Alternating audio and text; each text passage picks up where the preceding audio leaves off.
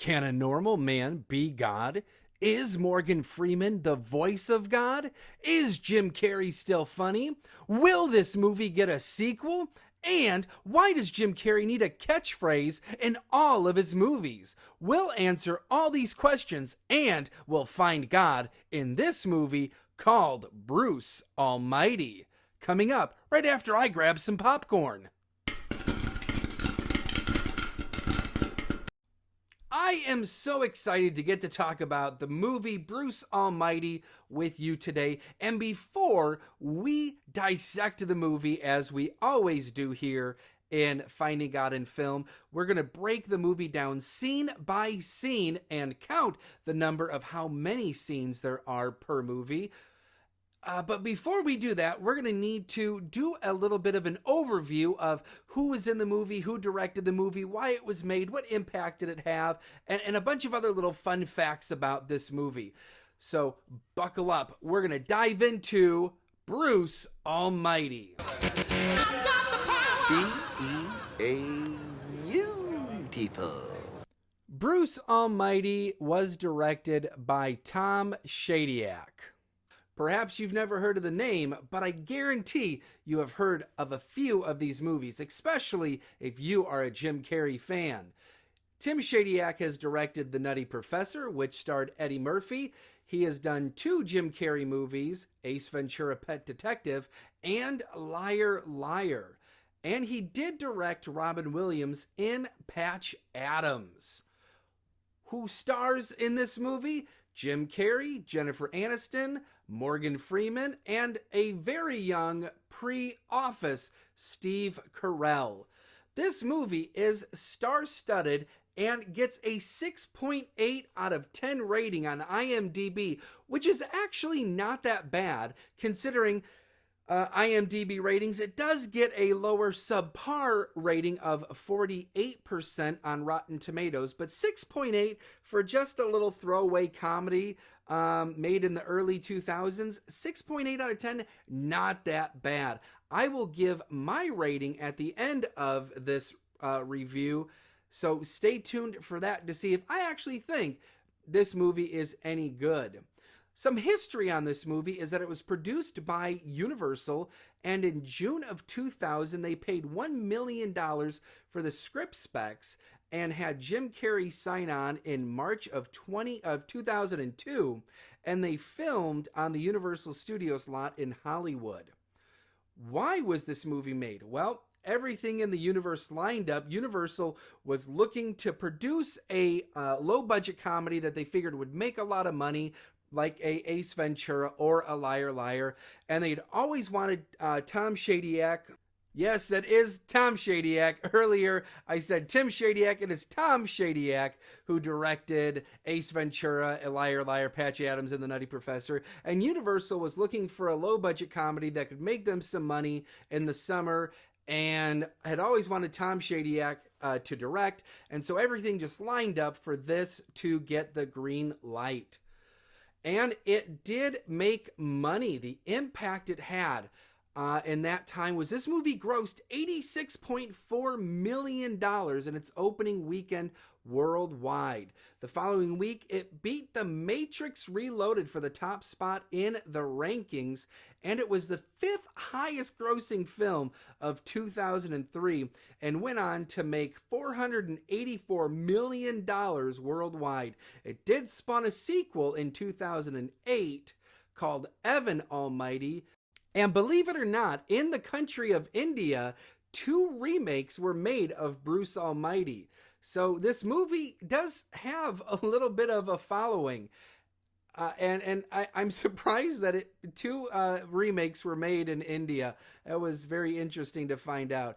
Another interesting fact about the movie Bruce Almighty was that this film was banned in Egypt, Saudi Arabia, Iran, Kuwait, and Qatar for the portrayal of God as a common man. The film was made in 2003, and just to get our mind a little bit around what was going on in the world in 2003, let's dive into our time machine and go way back to the year of 2003.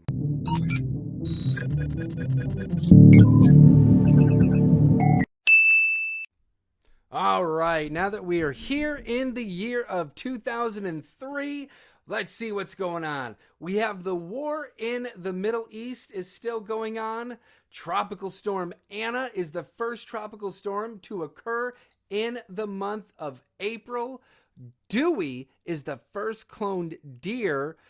It was born at Texas A&M University. LeBron James was drafted in 2003. That man is still playing basketball.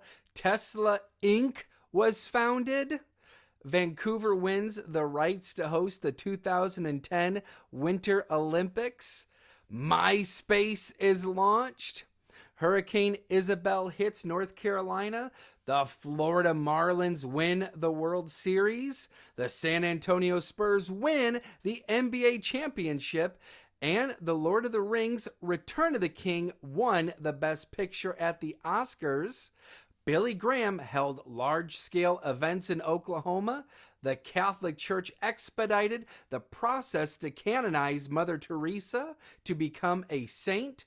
And the courts made decisions on the legal challenge of using the words under God in the Pledge of Allegiance. And the Newsboys released a worship album called Adoration. These are all the awesome things going on in the year 2003.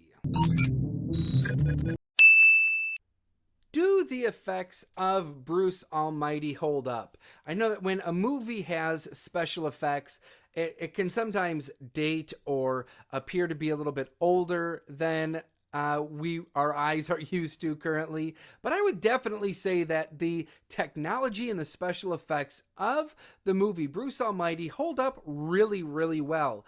Outside of the outdated cell phones, I do believe that cars, clothing, cell phones, that type of technology will always find a way to date your movie. But the clothes actually not that outdated. Fun facts about this movie is that the monkey featured in this movie was the same from the 1995 film Outbreak and was the movie Marcel from Friends. I wonder if Jennifer Aniston hooked him up, or did Marcel the monkey hook Jennifer Aniston up for this movie? The address for God's company that Bruce goes and visits is 77256 23rd Street, which, when spelled out on a cell phone keypad, it says Psalms 23. And that's a really, really cool touch. And for a movie that's all about finding God on film, this movie is filled with ways to find and connect with God. And that's what this is all about. So many people watch movies where they go, this isn't wholesome, this isn't good. And I'm not saying Bruce Almighty is a wholesome film at all, but it does give a good platform to discuss finding God and being able to discuss your faith, and that's a fun thing to do here on this podcast. So why this movie? Well, I kind of got into that just a couple seconds ago. This is a really great movie to actually talk about, what if we were like God? Would we be able to handle it? Well, the short answer is no, because God is all powerful and we're not. But what would it be like to be God just for a day? How would we handle that? How would we answer prayers? What would we do differently? And these are the kind of cool things that finding God on film or finding God in the movies, we get to do that. And so we will dive through scene by scene in just a couple seconds here and look for God throughout this entire movie. But first, I like to ask the members of my family what they think this movie is going to be about. Since the majority of the people in my family have never even seen this movie, here is their reaction. When I asked my wife what she thought of Bruce Almighty, she said, "Oh, it's that Jim Carrey movie." I don't think she was too impressed by Jim Carrey in the past. I don't think she's too impressed by him now. They're not really her types of movies. And I don't think she's seen Bruce Almighty either. I asked my daughter, "What do you think the movie Bruce Almighty is about?" And our teenage daughter said, "I don't know. Some movie." She's not wrong there. It is some movie. And then when I asked our son, his response was, It's about a guy named Bruce.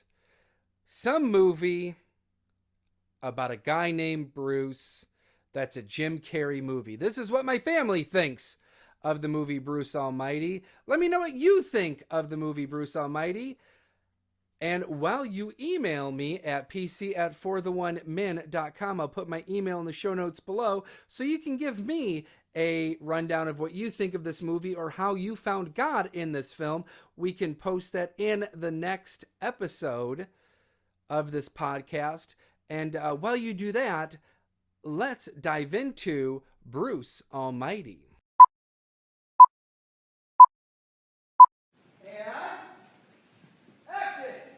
And here we are starting the movie Bruce Almighty with Jim Carrey playing the starring role of Bruce Nolan, who is a newscaster who hates his job, or at least hates wearing a hairnet. In this interview, he asks God, "Why do you hate me?" Bruce is interviewing a bakery that is a little less than savory, as their attempt to bring people back to the restaurant is the purpose of this interview. And after the health department has shut them down, their attempt is to build the biggest cookie in the world. And that's why Bruce is here to interview the baker's owner and the head baker. And as we get a lot of information right here real quickly, is that Bruce hates what he does. He's not getting the latest and greatest. He's not on the top chain of his newscasting job, and he wishes he could just do more. And it jumps us to scene 2. That's right, we're going to count every single scene in this movie. It turns out we were watching just a taping of this bakery interview as Bruce and his wife Grace, played by Jennifer Aniston, are going through a box of old photos. She says she likes the interview, but Bruce is unhappy. He wants a lead anchor job and doesn't think he will ever get it because doing small interviews like this makes him look like a goof. Bruce seems more focused on his job than helping his wife. She gets annoyed, but the scene ends in a playful manner. So we kind of see that we're setting up Bruce is career focused and maybe not so much as he should be on his relationship. And Grace is going through photos and wanting to reminisce, and Bruce is just focused on his job. And in scene 3, we get a few scenes of goofiness after he just said he didn't want to be seen like a goof. We get a couple scenes of goofiness here.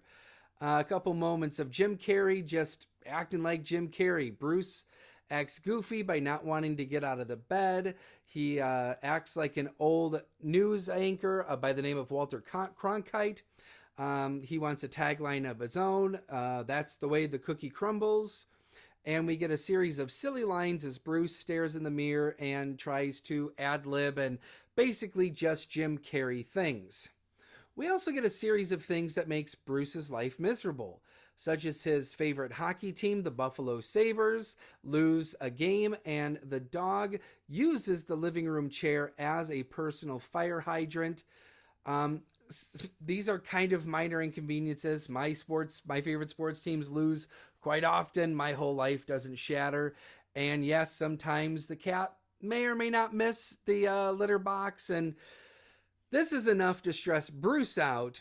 And we get the first use of Bruce's line when he sees something happening he doesn't really enjoy, which is B-E-A, beautiful.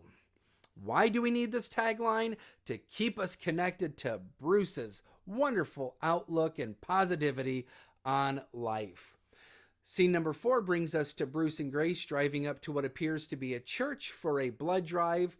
Bruce is grossed out by blood, but Grace tells him it's important to donate blood, and she is a very rare blood type. Gee, I wonder if this will come back at the end of the movie. Her blood type, by the way, is AB positive. Before leaving for the blood drive, Grace gives Bruce a bracelet, and he asks what they are, and they're prayer beads, and says that the kids made them for her. Grace is a teacher, and Grace says that the prayer beads will help keep you safe. Bruce says, I hope they perform miracles because he will need a miracle to get to work on time. And this is another instance. We're going to point out every single one of them that we can catch is that how do we find God on film? We're talking about prayer is important here. Whether you believe in prayer beads, whether you believe in just folding your hands, whether you believe in just closing your eyes, hopefully not while you're driving. But prayer is important in this movie, and we will see that there is a lot of prayer that goes on in this movie. And so it's really cool to get to see some of these things in a mainstream Hollywood movie where they say prayer is important. That jumps us to scene 5, where Bruce is now stuck in traffic and he takes the prayer beads and puts them around his rearview mirror and is stressing out due to the traffic that's not moving. Bruce gets a page. Yes, this movie is from 2003, and pagers were still an important thing at the time of making this movie. And his page tells him that he is already late for a meeting that has started, and he begins to vent his frustrations. Well, behind him, there is a major accident, and a person is being wheeled out on a stretcher and into an ambulance. It goes right behind him, but Bruce doesn't notice the major things that are going on around him. He only seems to focus on the personal things that affect him and only him. This may seem trivial compared to the drastic issues that are going on around him because Bruce is only focused on his own life, if you haven't figured that out yet. Scene number 6, while pulling into the news station, he is visibly frustrated and he sees a man who appears to be homeless holding up a sign that says, "Are you blind?" spelled in a really interesting way. It is spelled with the letter R, and then U is spelled E-W-E like the animal, and then blind. The meeting has already taken place where we see that they are talking about Pete's retirement party, and this is the first glimpse we get into another character by the name of Evan, who is played by Steve Carell. With Pete's retirement, the job for the nightly news anchor role is open, and Bruce wants this job, and apparently Evan also wants the job, creating a future tension between Evan and Bruce. Bruce finds out that they are cutting his piece and replacing it with Evan's more politically based news piece, thus furthering the attention and tension between the two. Bruce is visibly upset, and Evan decides to take a few jabs at Bruce by saying that's the way the cookie crumbles and mocking his cookie editorial piece from earlier at the unsavory bakery. Scene 7, after the meeting is over, Bruce talks to the station manager, Jack, played by Philip Baker, about how he's pushing 40 and needs to break the barrier to get a better position in his job, and also complains about Evan. Bruce says maybe he needs to be more like Evan, and Jack says no, Evan is not a nice guy, and Bruce is more likable and nice, and that's why he gets the interviews that he does. Which then Jack gives Bruce a job to go report on the 156th anniversary of the Maid of the Mist boat at Niagara Falls in New York. Bruce says this is a live interview, and Jack says yes, this is a live interview, which I guess in this world getting a live interview is better than getting a taped interview, because then I guess it can't get cut, it's live and on the air immediately. And so Jack has kind of given Bruce a bump of importance for this interview. And we see Susan, played by Catherine Bell, walk by. Bruce says hello to Susan, and Susan doesn't even give him the time of day, kind of setting up that issue there that will pay off much, much later in the film. And we call that foreshadowing. Scene number 8, we cut to Grace, who is a daycare teacher with her sister Debbie. Grace has kids write notes and put them in what she calls a wish jar. There is a phone call from inside the daycare, which Debbie answers, and we see that Debbie, not really a fan of Bruce. Bruce is calling from the Niagara Falls live report, and we see that Bruce is head over heels and thinking that this Niagara Falls live report is his bump to being the next news anchor, because that's what happened with Susan Ortega, played by Catherine Bell, who is the other news anchor, and we met in the last scene, and the one that doesn't give Bruce the time of day. So Bruce calls Grace, trying to get some excitement here. He's excited, and that jumps us to scene number 9, where we see Bruce is now on the Maid of the Mist boat and is told to wear an umbrella hat. But nothing will dampen his mood, because Bruce is just excited to go live on the air. He is given a bunch of information to which Bruce just kind of brushes off, doesn't really pay attention to, and he was introduced to the person who he will be interviewing for the interview, which is an elderly lady named Irene, whose mother rode on the maiden voyage of the Maid of the Mist. So she was there for ride number 1, and Bruce is told that he has 90 seconds until they go live, and he begins to slightly panic. Before they announce Bruce's live segment, Susan Ortega has another announcement to make, and that is Pete's retirement job replacement. Evan Baxter gets Pete's job as the new nightly anchor and will be head of the news anchor job that Bruce was hoping for. Bruce is hearing the live feed that is going on about the anchor job, and he hears Evan's acceptance speech that sounds eerily similar to the cookie inspirational speech that Bruce had just given, that Evan mocked earlier. He gave the day before, and it causes Bruce extreme panic, to which Evan cuts to Wacky Bruce, as he calls him, but Bruce is frozen stiff in fear and anger and frustration, and nobody knows why he's not talking.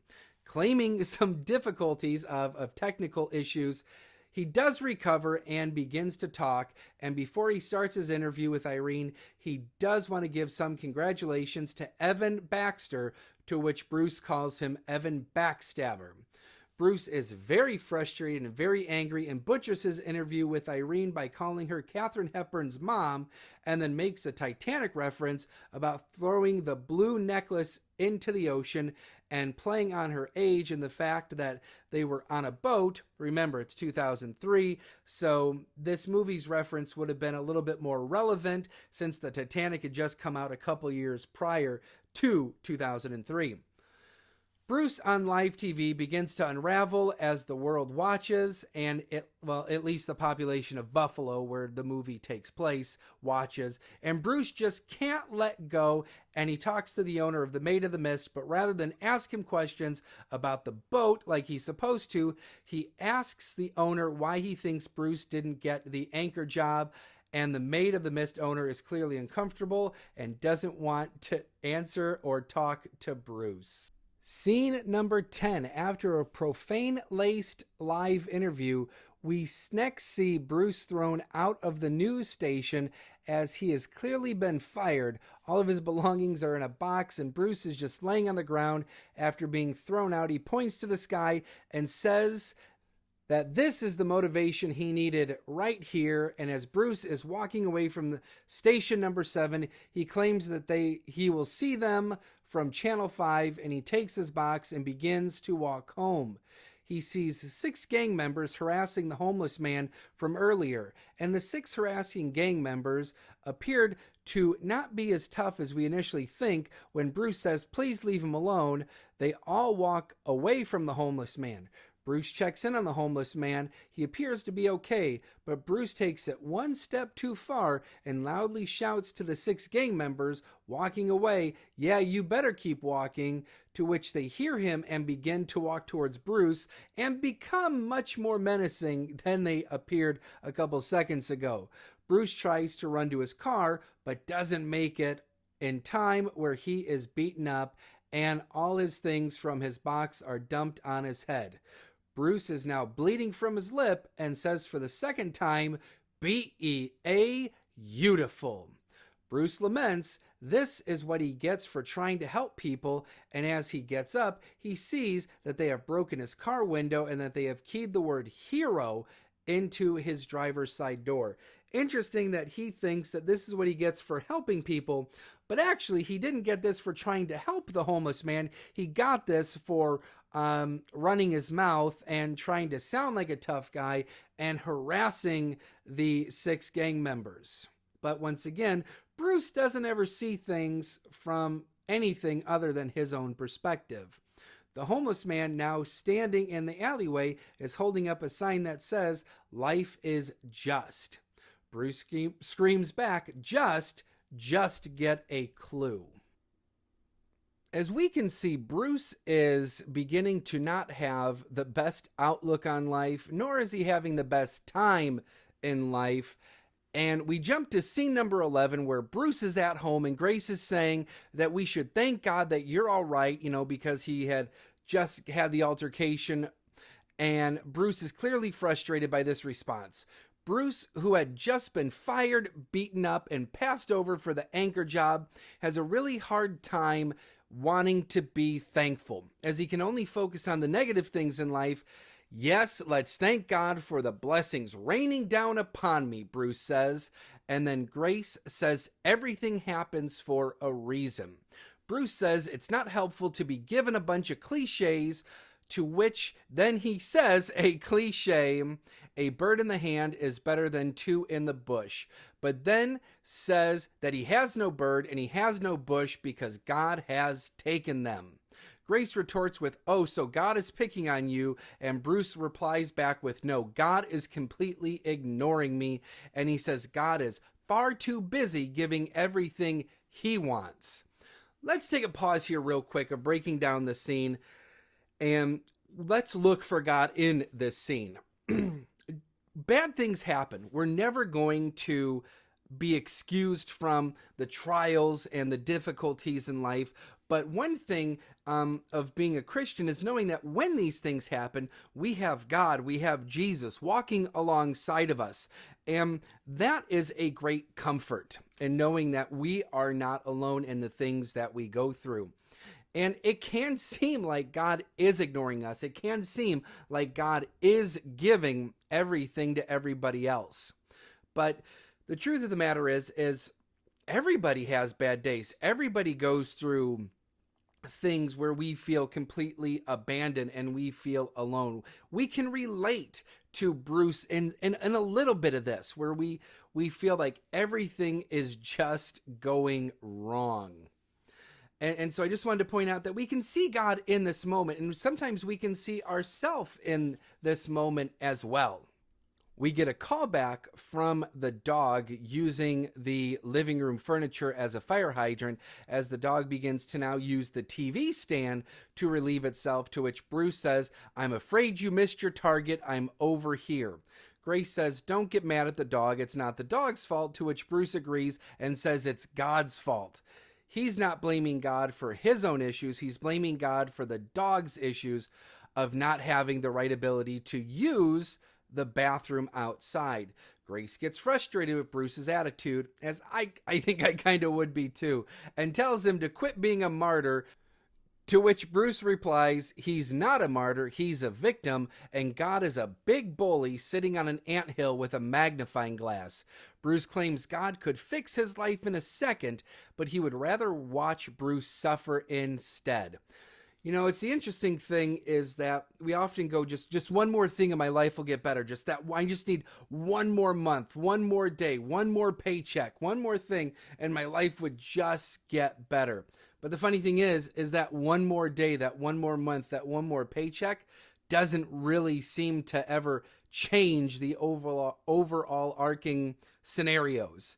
It's we ourselves that need to change, not the scenarios and situations around us. Grace, being the ever optimist and Bruce's life, tries to focus on the good, and he is still okay, and it could have been a lot worse, to which Bruce gets frustrated that he's not okay with a mediocre job, a mediocre apartment, and a mediocre life, and then slams things around the room. P.S. He doesn't have a mediocre job at this moment. He has no job. Just pointing that out just for my own sanity.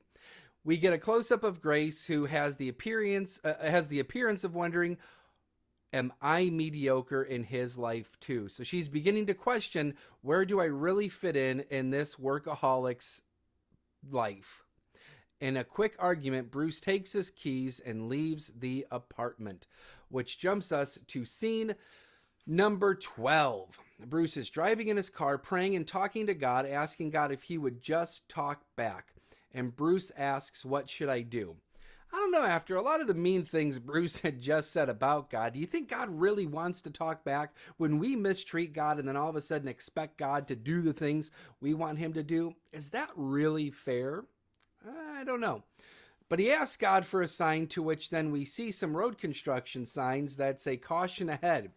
Bruce asks for God to send a sign for guidance. We then see a traffic truck driving around with a bunch of road signs that say dead end and do not enter, the wrong way, and stop, to which Bruce gets frustrated at the slow driving truck and quickly speeds around him. The prayer beads that were given to him early in the day are still dangling from the rearview mirror, which Bruce grabs and begins to start rubbing the prayer beads and praying for a miracle. He claims he is desperate and needs God's help. He then hits a pothole, dropping the prayer beads, to which then Bruce grabs the prayer beads, but then runs into a light post, crunching the front end of his car. Yep, we often get signs that we look back on and we should have paid attention to, rather than dive us into deeper issues. And sometimes all the times we should listen to the warning signs God gives us. Bruce, clearly distraught, gets out of the car and surveys the damage of the vehicle as the traffic truck drives by. Bruce is frustrated at the traffic truck rather than his own driving and stares at the prayer beads, walks over to the body of water and chucks them into the water. Bruce then says the gloves are off and begins to challenge God verbally to a fight.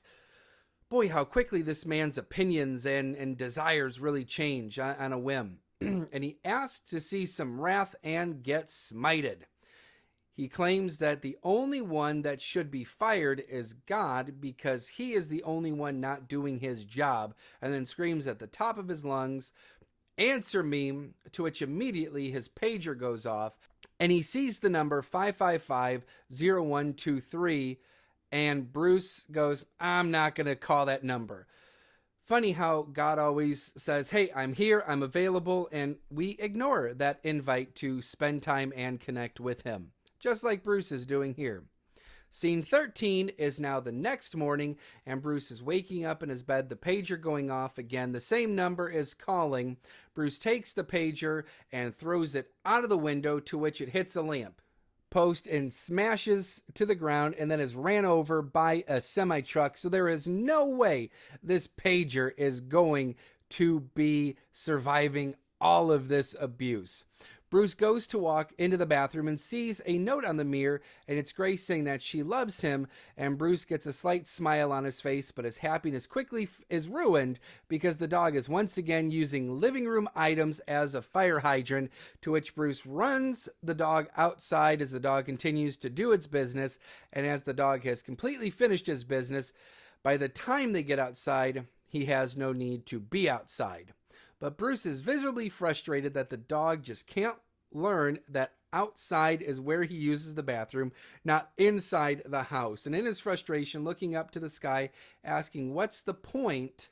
he hears the pager beeping in a pile of digital debris. Bruce is confused how his pager could still be working in the condition after it just was brutalized. But there it is, beeping, and the same number is calling. Bruce has now become intrigued and calls the number. A voice on the other end is describing Bruce's life to a T and all the misery he is feeling, and then asks, "Is your name Bruce?"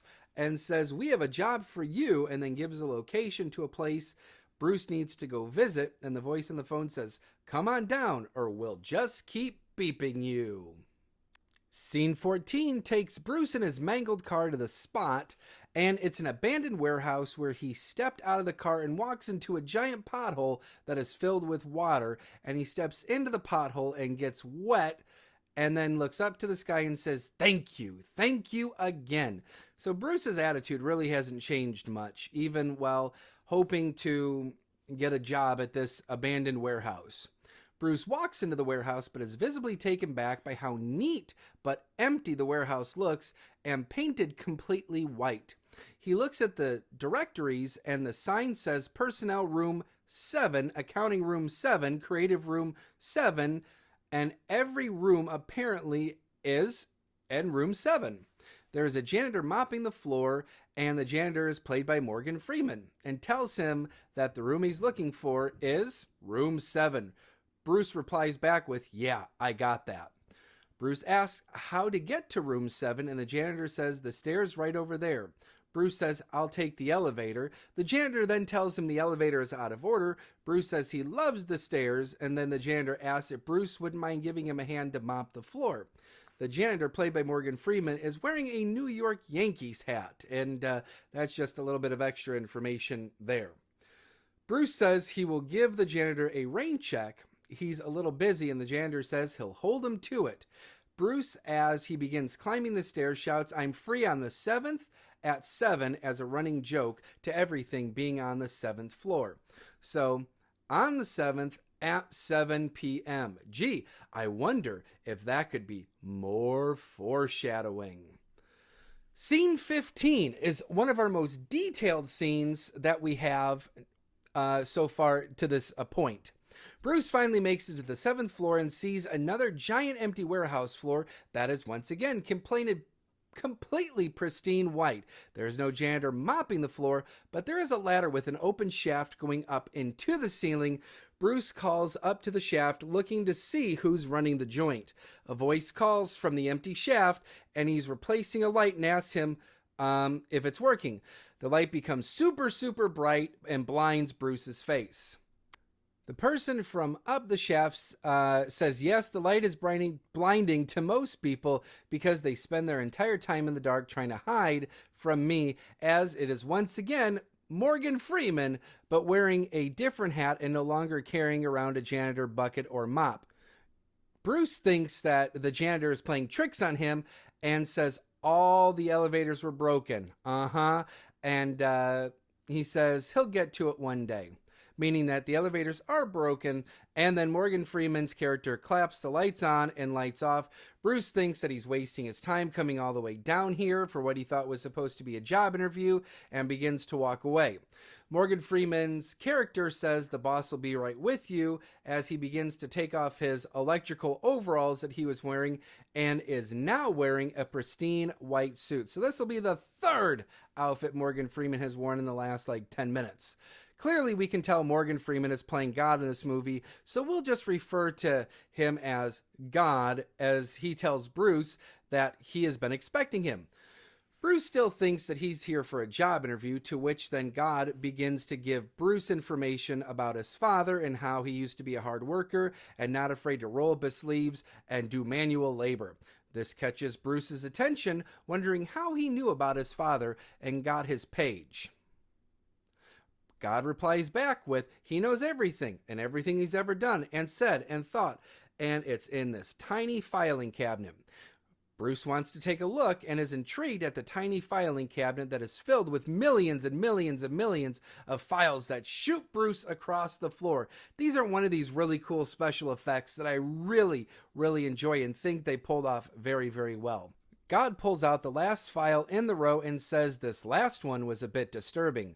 God begins to read the file folder about what Bruce had said the night before about the gloves being off and wanting to be smited, almighty smiter, and we are now at the 30-minute mark of the movie with 1 hour and 11 minutes and 8 seconds to go. Just pointing that out, that we've hit the 30-minute mark to where we actually are getting to the real crux and meat of the movie. God said that he is not one for blasting, but that last one gave him a laugh. Meaning, almighty smiter made him laugh. He's not one to really smite people anymore. But Bruce, not piecing things together, thinks that this man is spying on him and asks him who he is. God replies back with, the one, creators of the heaven and earth, the Alpha and the Omega. Bruce begins to question where is this going, and God just flat out says, I am God. Bruce tells him, great job at the Grand Canyon and good luck on the apocalypse, and then says, you suck. Bruce thinks that this man is crazy and is not convinced that he is God, and says that the file folder trick is nothing but a trick being fed through the wall. As Bruce investigates the wall, God moves the filing cabinet to show that it is a smooth wall of concrete and drywall, and this all of a sudden catches Bruce's attention, and he backs up quickly and begins to think differently about what's going on. Once God shows that it is just God and there are no tricks being played, I definitely think that gets our attention. God doesn't like to do magic tricks. He constantly is showing and revealing who he is to us constantly. Bruce begins to test God by asking him how many fingers he is holding up behind his back. God says, "Thou shalt not tempt the Lord," to which then God answers all of the questions correctly as Bruce continues to change the numerical value of the fingers he's holding up behind his back. Bruce originally holds up 7, but at the last second changes his mind to 5. God says 7. Bruce thinks he's got one over on him and then draws his hand quickly to the front, and he has 7 fingers on one hand, and Bruce sees this and begins to freak out.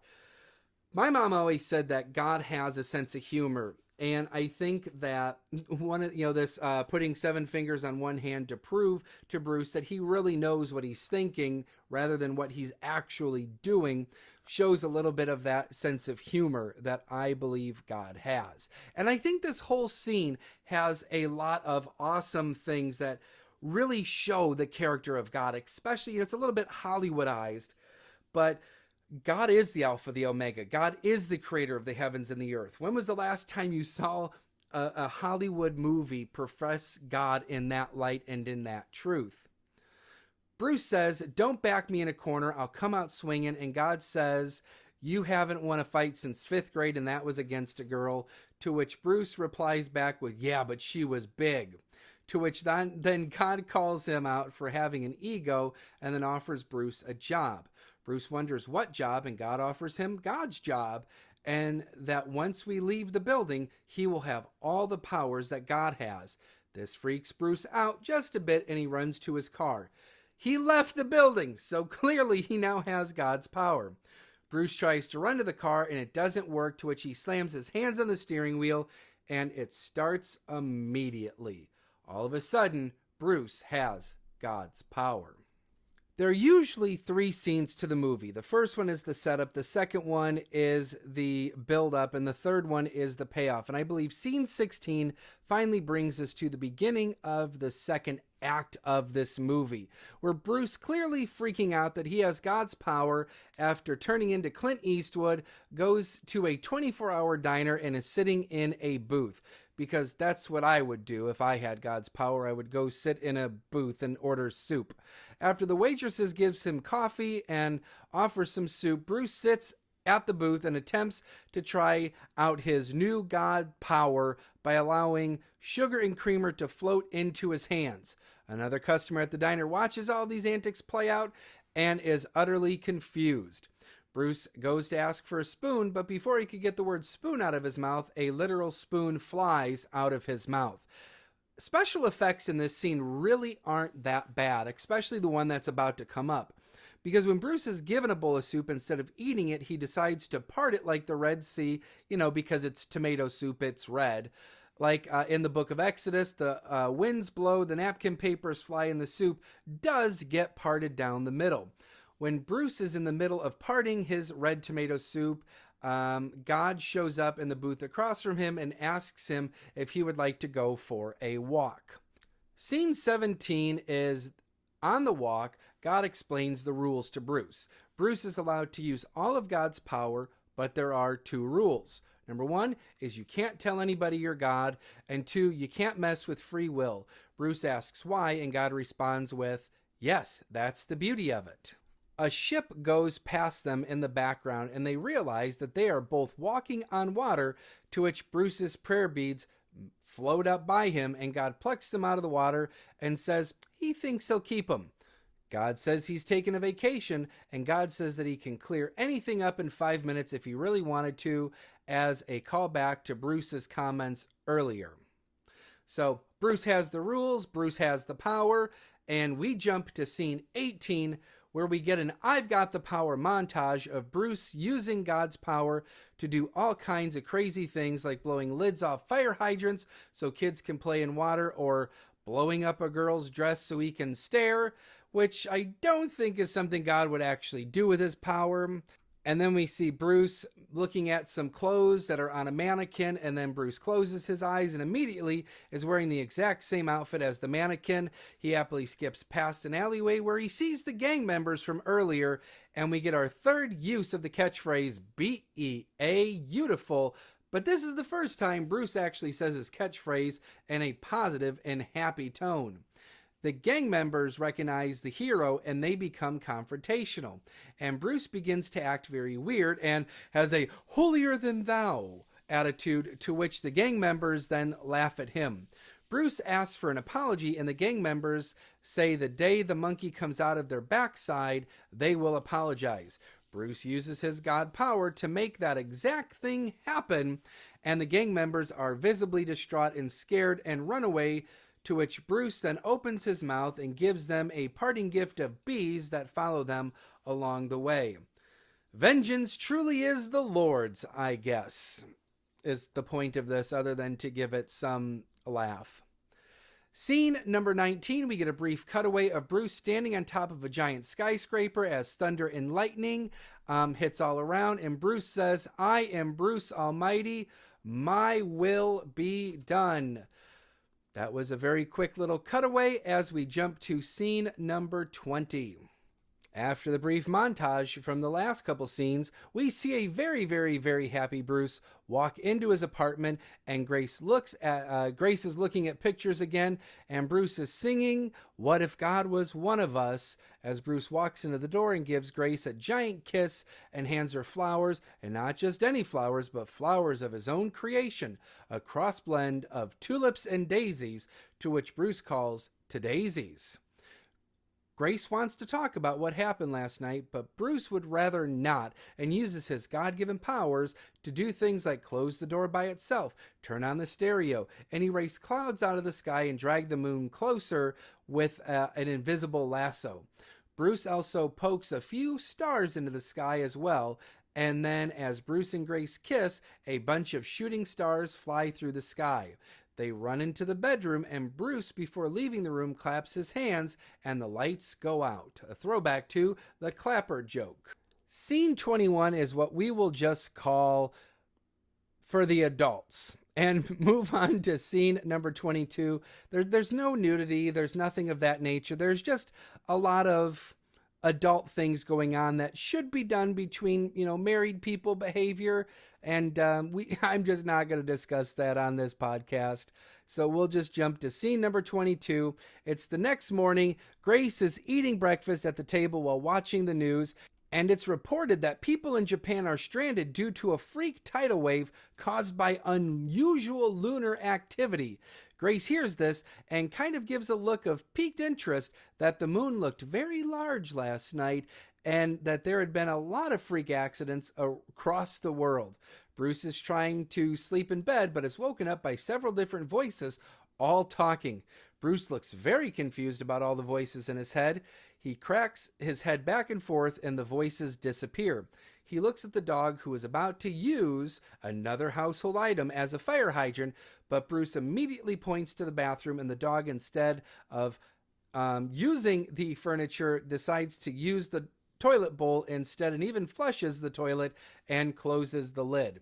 Bruce walks in a very happy person and has a great mood, kisses Grace, and sits down at the table to eat breakfast. But Bruce eats quickly and claims he has to get his job back at the news station. If I had the power of God and could do anything, I don't think I would go back to the news station that fired me and try to get my job back. I think that I would do exactly what his plan was earlier and go to a rival news station and enhance my career or news anchor job that way. But then again, I'm not Bruce and my life isn't a movie. So scene 23, Bruce, in a happy, cheerful mood, sees his car and proclaimed, "Good grief, is this what I'm driving?" And he revs the engine of his car as two kids walk by and say, "Wow, what a great car." Because clearly while revving the engine, Bruce has changed his beat-up car into a brand new fancy car and drives speedily right into traffic. Bruce uses his parting down the middle trick, and all the cars drive to the side of the road, and Bruce speeds down the middle of the road with absolutely no traffic. And Bruce, with his new power, seems to be solving all of the problems he was dealing with earlier in the movie, such as the dog going to the bathroom on household items, traffic, jobs. He's really solving his own personal issues. In scene 24, we cut to a news reporter talking about a dog police training, and as the reporter is finishing up his report and is walking back to his car, he sees Bruce leaning on his fancy car holding a handheld recorder. The interesting thing is that the news reporter is from Channel 5. The Channel 5 reporter recognizes Bruce from Channel 7 and says, "Hey, aren't you the guy who went crazy on live TV?" Channel 5 asks Bruce what he's doing there, and Bruce says he's waiting for a story. The reporter from Channel 5 says there's no story around here to report on. Bruce says his instincts tell him there's more to the story. And all of a sudden, the police dog starts digging up the ground and finds something, and he is now digging up a human body. The Channel 5 reporter says, "Grab the camera," to which the van's door mysteriously shut.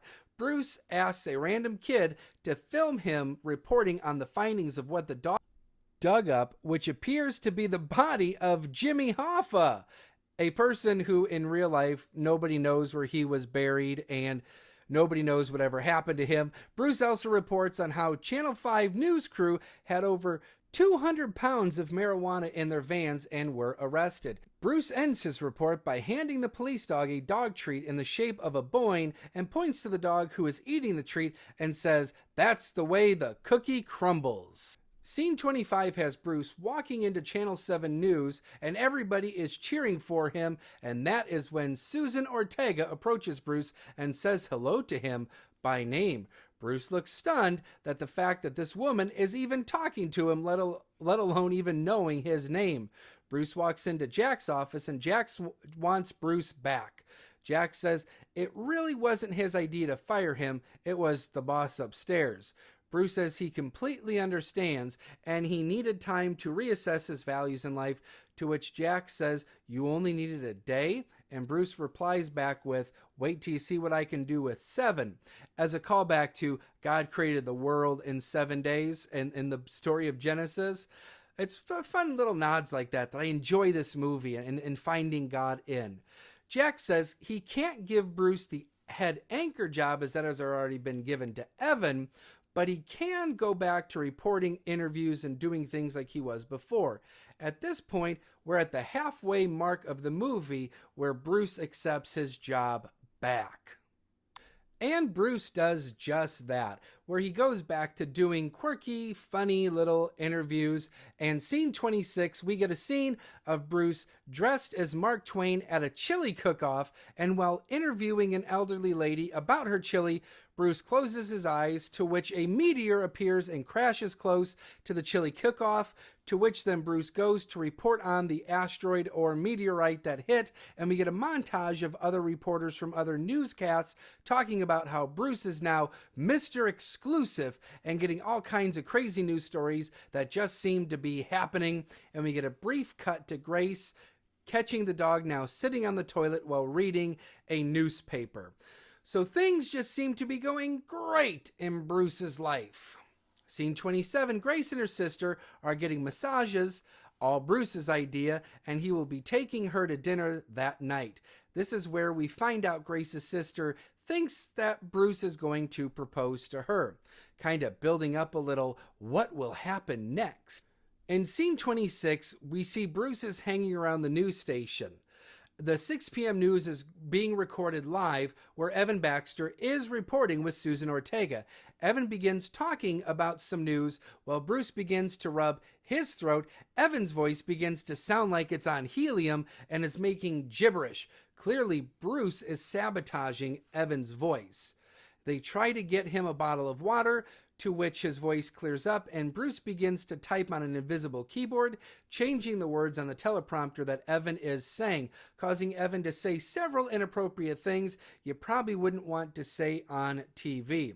Evan is very confused about what is going on, as nobody else can see anything wrong with the script or the words on the teleprompter. Bruce is clearly getting his revenge back on Evan, and Bruce takes it another step further, and Evan begins to make fart noises come out of himself, and then Evan screaming more gibberish while staring at the screen. It's a whole bunch of crazy insanity antics going on, and nobody in the news station is clearly cutting to black or even going to commercial.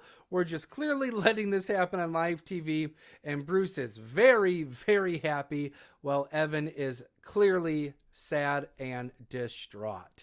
Scene 29, at the fancy restaurant, Tony Bennett is singing and Bruce and Grace are sitting at a table, to which while singing, Tony Bennett waves at Bruce. Bruce waves back, to which Grace seems very confused why he would know Tony Bennett personally and why he would even wave at him. Bruce says he can't just wait any longer because it feels like it's going to burst out of him like an alien.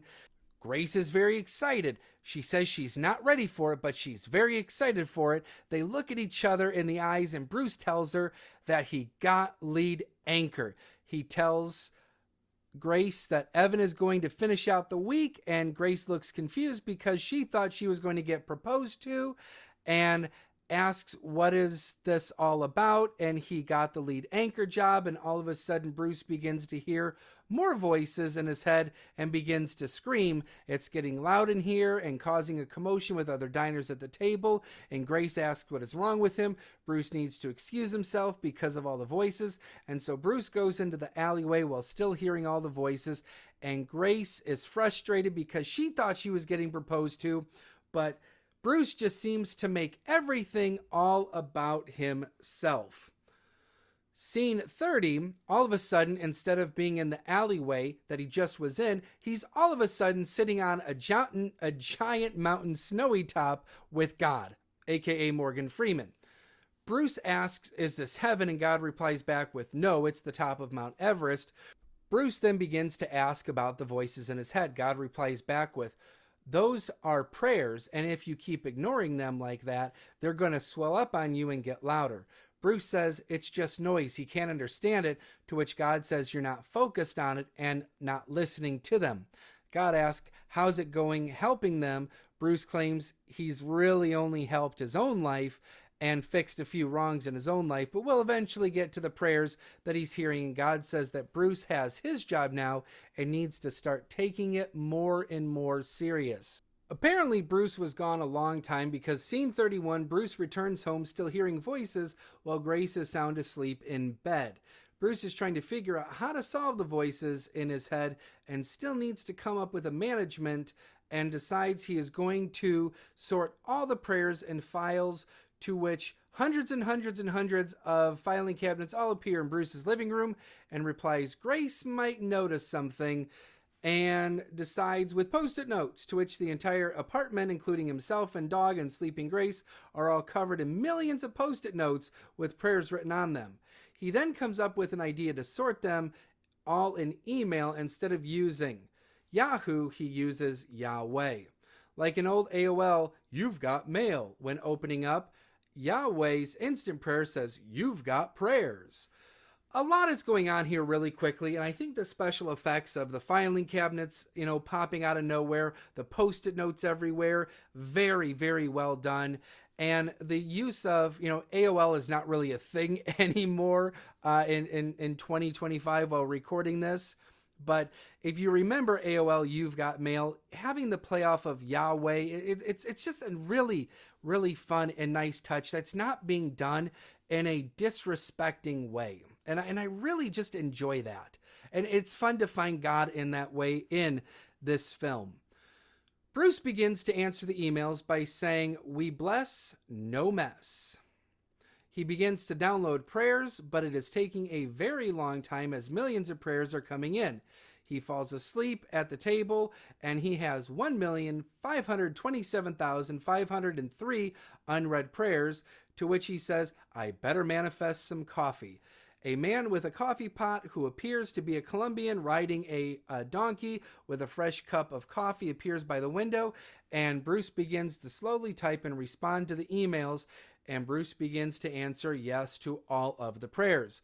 I took a moment to pause so I could actually look at what some of the prayers were saying, and some of the prayers said things like new bike, gas prices, home for the holidays, help around the house, car repairs, dad's surgery, boyfriend's job, make mom well again, good grades, football practice, no homework, stock increase. I'm lonely, safe trip, new pony, lost puppy. These were just some of the prayers that Bruce is getting. As he hits sent on all of these prayers, 3 million more prayers come in, frustrating Bruce. He calls the praying people a bunch of whiners and says this is going to suck up my entire life. He decides to just answer yes to all of them simultaneously, clearing his inbox. And this time the prayer request, when I paused on him, said things like, make a killing in the stock market, sell old sister's car, piano lessons, help with homework, finding an apartment, respect from students, making the cut, and something about grandma. Bruce is happy, says yes to all the prayers, and proclaims everyone is happy. Do you really think we'd be happy if God answered every single one of our prayers with just yes? What do you think would happen if over all the prayers that you prayed in the last 24 hours, God just said yes to? What would your life look like? Would it look better? Or would the world look better? And would it look closer to having a better and deeper relationship with God? While you think about that, we're going to cut to scene 32, where we cut to a scene of a giant party where we overhear different party guests talking about all the wonderful things that are happening in their life due to all the God answering their prayers. One lady claims she lost 47 pounds on the new Krispy Kreme donut diet. But the party is not just any random party, it's a party thrown by the Channel 7 news team. This party scene, I really think we begin to make the connection to act number 3, where we're about to see a lot of things happen. Jack, the station manager, points out Bruce walking up the stairs, to which Bruce addresses the crowd by saying, be fruitful and do long division or something. And Bruce is standing in the corner and looks around the room and all of a sudden sees that Susan Ortega is staring at him from across the room. Bruce is at the party alone as Grace is not with him. Bruce calls Grace from a room at the party, and we see Grace is sitting on the couch eating ice cream alone, watching TV. As Bruce keeps trying to call Grace, the answering machine picks up as Bruce tries to get her to pick up the phone and tries to get her to come down to the party. Clearly, Grace is still upset that she is not getting proposed to and that Bruce is continuously only thinking about himself and his promotion. Bruce tries to force the dog to get Grace's attention by turning on the TV to a different station where the movie is It's a Wonderful Life is playing, where Jimmy Stewart's character, George Bailey, tells his number one gal that he'll lasso the moon for her, and that gets Grace's attention because of what Bruce did the other night by dragging the moon closer. The car keys are now thrown into Grace's lap in order to say, drive to the party. Grace arrives to the party and begins looking for Bruce. But Bruce is still in the bedroom that he tried to call Grace from, hoping she will pick up, not knowing she is driven to the party. All of a sudden, Susan Ortega walks into the bedroom where Bruce is, and Bruce becomes visibly uncomfortable. Susan asks where Grace is. Bruce says he doesn't know. They had a fight, and Susan starts getting closer and closer to Bruce and then begins to kiss him. Bruce tries to stop it for a moment, but eventually gives in and kisses her back right at the moment where Grace walks into the room, catching them. Grace is visibly upset, storms off, and Bruce runs after her outside of the party where they fight.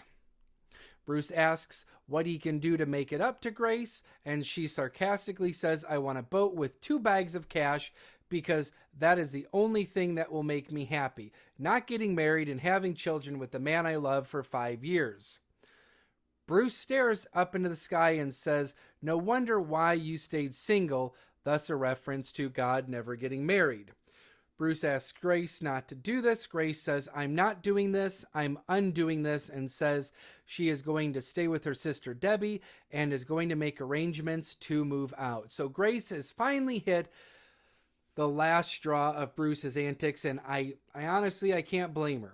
Bruce has been all about himself, calls her down to the party, and then she walks into that, and Bruce says, you can't leave me, I'm the Alpha and the Omega. Bruce then screams as she drives away, I don't need you, and goes back into the party where Susan is waiting for him. Bruce rejects her advances by saying the game has been called on the account of rain, and clearly uses his God's power to make the sprinkler system in the party go off, getting everybody drenched and cause them to run outside. Bruce just sits on the couch, soaking wet while watching the news. The news anchor's reporting that there will be an incredibly high amount of lottery winners, all strangely from the Buffalo area, to which then the water short circuits and the TV explodes. God appears and sits with Bruce as Bruce tells God that Grace left him, and God replies with, I know, because you can't get anything past God. He knows everything. Which, if we're finding God in this film, and God is omnipresent, and Bruce has all the power of God, don't you think that he would have known everything that was going to happen? Don't you think Bruce would have known that Susan was going to try to kiss him and do all these things?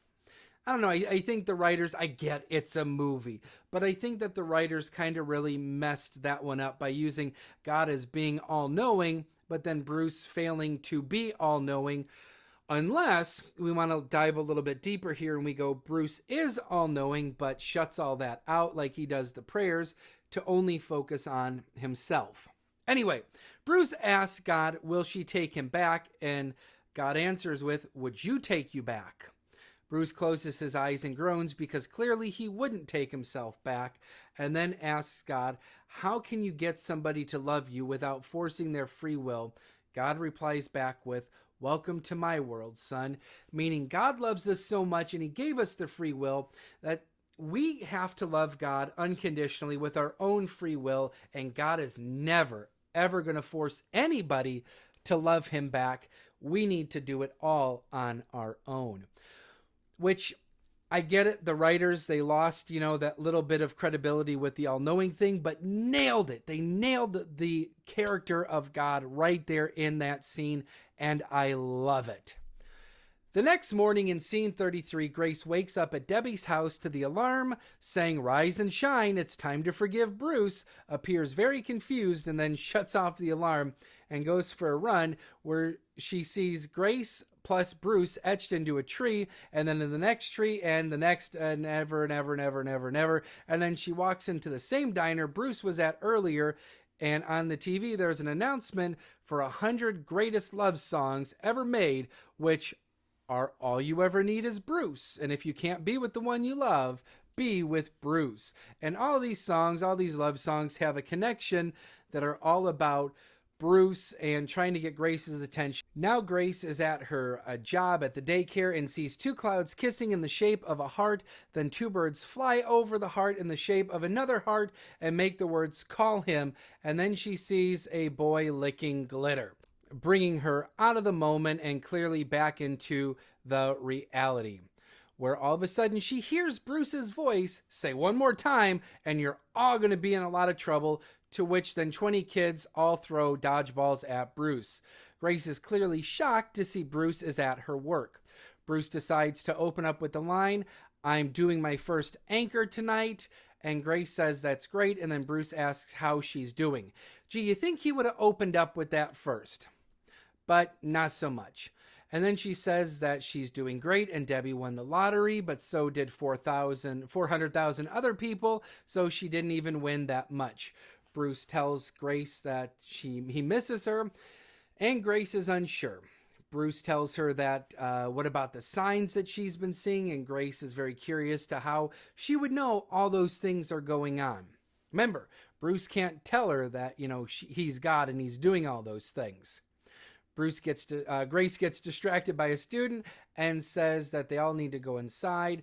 Bruce says none of it seems right without her, and Grace says that she has to go in and walks away. Bruce then begins to act very odd and is trying to do weird things with his body, and clearly he is trying to manipulate her free will, and it's not working. Bruce begs for her to love him, to which she replies, "I did," and then walks inside with the kids. Bruce looks sad, stares up in the sky, and says, "Yeah, I know, free will." Scene 34 brings a montage of various news anchors talking about all the things going around in the world, such as a lot of people left without power after a meteor strike. Other news anchors talk about a lottery protest. And a third news anchor talks about people saying the end times are coming because of all the crazy things that are happening, and they're saying it's doomsday. Jack turns off the TV, thus ending the montage, showing that we're in the Channel 7 news station, and says the world has gone mad. Bruce shows up and is ready for his first night as the head anchor, which is right next to Susan Ortega. Before they can go on the air, Jack announces that the Buffalo Sabres, the NHL hockey team, just won the Stanley Cup. Jack says it's getting crazy over there, and they're going to cut live over to the game. As soon as the news begins, there is a power outage and the room goes dark. An engineer says the transformer was blown. Jack replies that ever since the meteor hit, but all of a sudden Bruce bends over and the power turns back on again. Clearly, he's using his God's power to turn it back on. And right before Susan gives Bruce a chance to speak, she cuts him off completely and cuts to the Buffalo Sabres' victory. Bruce is clearly frustrated that he does not get a chance to speak as the head anchor, and Phil Donahue, the sportsman, is interviewing the head coach for the hockey team. Bruce forces a hand moment, and a cork hits Fred Donahue in the head, and he passes out. Bruce then tries to take over the newscast, and then all of a sudden the power goes out again. Bruce then claps his hands, and the power comes back on. Quickly, Bruce tries to anchor the news, but is immediately interrupted by Jack about the station where there is rioting outside of the news station, and Bruce all of a sudden is hit with a ton of conviction because he realizes that all of these issues and coincidences are his fault to just saying yes to everybody in Buffalo, New York's prayer emails. Bruce tries to share the news and claims that it is the biggest story ever, but he has to go. He apologizes to Jack and tells Susan it's all hers, and Bruce runs out of the station and into the rioting. There was a lot of stuff going on in scene 34, but scene 35 brings us outside to where the people are rioting, they're protesting, they're saying Sabres rule, they're lighting things on fire, and people are running all over the place and jumping on cars. One person is carrying skis and stealing pizzas and turning over cars, and in the midst of all the chaos, the homeless man holding up a sign says, "Thy kingdom come." People are overturning a billboard with Mr. Exclusive Bruce Nolan on it. Bruce is shaken by all the disturbing images, and he is saying and cries out to God, and Bruce is transported back to the 7th floor white painted warehouse. Scene 36 brings us to Bruce in the warehouse, and he cries out for God, and he's asking and looking all over for him. He screams up to the hole where he originally found him. He tries clapping to turn on and off the light. Bruce cries out to God, but God does not answer, to which Bruce says figures, and all of a sudden the janitor shows back up again wearing the New York Yankees hat, to which God asks Bruce, he doesn't ask him, he says it's not as easy as it looks. Bruce replies back with, "They're out of control."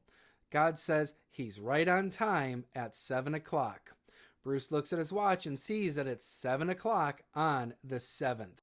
Thus calling back to earlier when Bruce said he would see God on the 7th at 7 p.m. And Bruce and God begin to just mop floors because God said he was going to hold him to the offer of helping him mop the floor. After God says that the floor looks great and says that the wonderful thing about mopping is that no matter how filthy something gets, I can always get things cleaner. Bruce says that there were so many prayers that he just gave them what they all wanted. God replies, "Since when did anyone ever know what they really wanted?" Bruce asks what he should do, to which God replies, "Parting your soup is not a miracle. It's just a magic trick. But a single mom who has a full-time job and still has to get her kid to soccer practice on time is a miracle. Or a teenager that says no to drugs and yes to an education is a miracle. God says people want me to do everything for them, but in reality, they have the power." God says to Bruce, if you want to see a miracle, then be a miracle. And this is where I'm going to go, okay, I have a little bit of issue with this. God does give us the ability, the brains, the wherewithal to know how to do things. God gives us that free gift, free and clear. But the thing is, I think that this kind of relies more on ourselves, more than also to rely on God. Yes, everything of that is a miracle. Yes, we need to rely on the gifts that God gives us to be able to do things. But we also need to rely on Him as well. The Bible says that in our weakness, He is made strong. And so in that scene, I feel like it's kind of tiptoeing a line there of, God helps those who help themselves, and that's not biblically accurate. And so there's my first little moment of trying to find God here. But as we continue, Bruce stands there stunned and silent, and the giant beacon of light above him turns on, and God begins to climb the stairs. Bruce asks, "Are you leaving?" To which God replies, "I think you have a handle on it now." And Bruce asks, "What if I need you?" And God replies, "That's your problem. You keep looking up." And that's what I was saying just a moment ago, is that the movie is kind of taking this, you just need to help yourself and help yourself get through your problems, rather than look up to rely on God. And so that's where that little bit of, some theology there gets a little sticky, but it's a movie. We're moving on to scene number 37.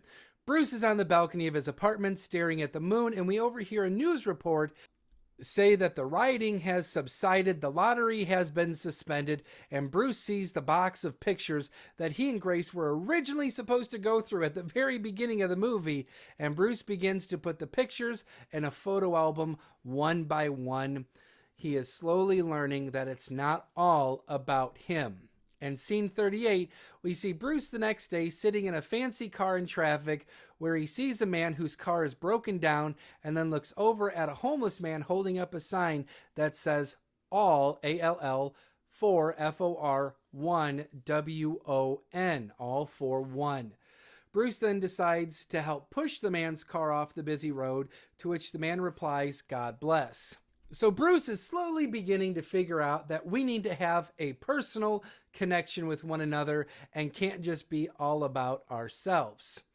Bruce, back in the apartment, unplugs his Yahweh Insta email and his computer and says the phrase, "Bruce giveth and Bruce taketh away."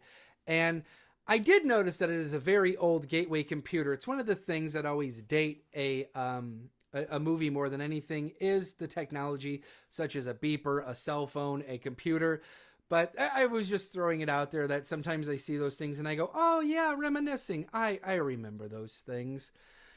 And so Bruce decides he is going to do this personally and one by one and answer the prayers directly. Which jumps us to scene number 38. And we see Bruce is back at the news station, where he approaches Evan, who apparently has been fired and packing up his own personal box, to which Evan says, "I bet you're here to gloat." Bruce says he turned down the job and he is sorry for being such a jerk, and that if Evan wants his job back, Bruce says he can have it, and that he never really congratulated him for it, and gives him congratulations and sticks out his hands, and the two shake hands, thus ending their feud. Bruce is now sitting in Jack's office and tell Jack that he made the right move with Evan to be the head announcer. And Jack asks if Bruce is ready to get back out there. And Bruce says, "I'm ready to get back out there and do the cutesy stuff." And Jack gives him back his old job. And so now Bruce is back to where he was at the beginning of the movie with his cute interview job. But, Bruce has changed a little bit. The job may not have, but Bruce has definitely changed his attitude. He's now being for people rather than being for himself. And we see a change in Bruce because we have another scene with him with the dog, and Bruce is trying to now officially potty train the dog like an actual dog rather than him using the toilet or using indoor furniture. And Bruce brings the chair that the dog used to use as a fire hydrant to show the dog where to pee outside. So I'm guessing Bruce has to bring this chair outside every time the dog has to use the bathroom. And then all of a sudden we see the homeless man holding up another sign, to which Bruce stands next to the homeless man holding a sign of his own that says whatever he said, with an arrow pointing to the homeless man's sign. So Bruce, now jumping all in, has the dog using the bathroom outside, now with just a little help of a pillow. So we see some time has gone by. He's not using just the chair, but just the pillow of the living room, and is showing the dog is making progress. Grace's sister walks by and catches Bruce outside with a dog. Debbie came over to pick Grace's stuff up, not to talk to Bruce. Scene number 40, we're in the apartment. Debbie is packing up Grace's stuff. Grace clearly wants nothing to do with Bruce, as she has sent her sister to do this, and Bruce is trying to be helpful and tries to give Debbie the photo album that he finished. Debbie is impressed that Bruce did all of this, and it softens Debbie a bit. Debbie tells Bruce that her nightly ritual is to eat a scoop of ice cream and tuck her kids into bed, and then asks Bruce, do you know what Grace does every night? And that she says that Grace prays, to which then Bruce closes the door as Debbie walks away, looking miserable that he has neglected the prayers of his own girlfriend. He has been focused so much on everybody else's, he's never answered any of Grace's. So he plugs back in his computer to Yahweh Instaprayer, and he goes to find Grace on the search, and in Yahweh Instaprayer inbox, Bruce finds 1,273 prayers, such as watch over my sister, help daycare center, keep Debbie's kids safe, give my day kids' parents wisdom, be with my mom during this time, keep our country safe, Bruce to be happy, and a lot of selfless prayers that are about other people and absolutely nothing about herself. Bruce then says that Grace prays a lot and begins reading the prayers one by one. When all of a sudden a new prayer hits the inbox, it means that she is currently praying right now. Bruce can all of a sudden see into the room where Grace is praying about Bruce, and that she still loves Bruce, but she doesn't want to love him anymore because she doesn't want to hurt anymore, and is asking to please let him go. Obviously not the prayer Bruce wanted to hear her pray. Bruce then goes walking in the rain and breaks down on his knees and says, you win, I'm done, I don't want to do this anymore. He doesn't want to be God. He asks God to do what he feels is right for Bruce, and then he surrenders to his will, and the music swells, and a giant light shines upon Bruce, and we see that it's not God, but a big semi-truck that hits Bruce. Yeah, bet you didn't see that one coming. Scene 41 has Bruce wearing all white and is in an all white room with lots of clouds and asks God, am I dead? To which God replies, you can't kneel down in the middle of a road. And Bruce asks, why now? God says that Bruce has the gift of joy in bringing laughter to others, and that he knows that because he created him. Love it. I love that the writers of this movie have added that God knows us. Before we were ever born, God knew everything about us, and he knew the gifts that he would give us on how to give back to the world and show more of who God is through the gifts that he's given us. I love that. Back into scene 41, God then hands Bruce his prayer beads back to him, and God says, I want you to pray. Bruce then begins to pray in front of God and prays about a bunch of generic things such as feeding the hungry and bringing peace to all mankind, and then asks God, how is that? To which God replies back with, that's great if you want to be Miss America. And then God asks Bruce, what do you really care about? Bruce looks at the prayer beads and says, Grace. God asks if he wants her back, and then Bruce, surprisingly even to himself, says no, he wants her to be happy, no matter what that means. And he wants Grace to find a person who will see her as God sees her. And God says, that's a good prayer. And then God pokes Bruce into the chest, and that jumps into scene number 42, to which we see God's pokes were symbolizing a paramedic's tool to shock Bruce into the chest and revive his heart. The paramedics find a pulse, and they put him into an ambulance, and Bruce wakes up in a hospital, and the doctors tell him he is lucky to be alive. Bruce looks around the room, and he sees that he has a blood bag hooked up to him, and he sees that his blood type is AB positive. Grace walks into the room. Bruce says he was an idiot. They hug and embrace. While they hug, Bruce notices he is holding on to prayer beads and whispers to God, "Now you're just showing off," and hugs Grace tightly. Scene 43, and the last scene of the movie. Time has clearly passed. Bruce is working for Channel 7. He is holding himself up with a cane and is doing a Channel 7 news report at a blood drive, which is Buffalo's first annual Be the Miracle blood drive. We get another BEA beautiful mention about the day, and we see the bakers again have now baked a cookie that looks like a needle with red frosting all over it to look like it has collected blood. Bruce looks into the screen and says that this is the second time he's given blood this week and would like to thank his soon-to-be future Mrs. exclusive.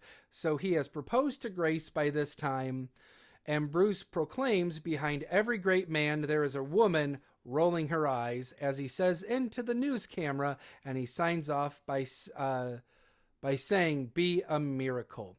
Bruce and Grace embrace, and Grace reminded him that he has to donate blood.